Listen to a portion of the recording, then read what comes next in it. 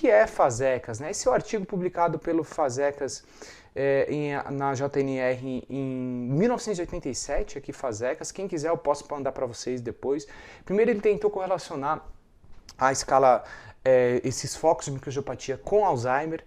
Ele viu que os pacientes com Alzheimer, em geral, eles podem ter ou poucos focos ou muitos focos. Isso dependia do estágio da doença, a gente vai falar um pouco mais para frente sobre isso.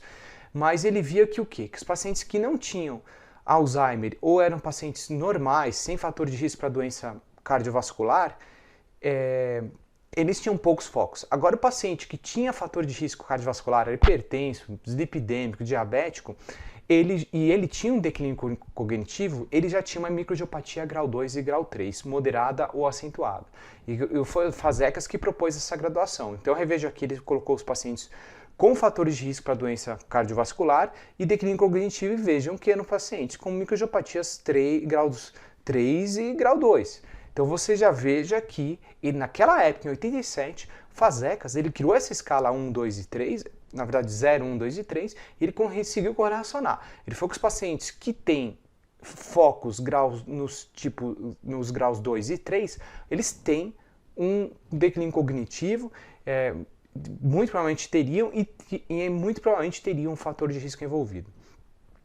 Aqui eu escrevi já tem uns anos para uma empresa farmacêutica um artigo pequeno falando sobre a escala FASECAS e a correlação com a clínica dela. O Vitor e o Davi vão abordar sobre isso essa semana, mas quem quiser eu posso colocar para vocês.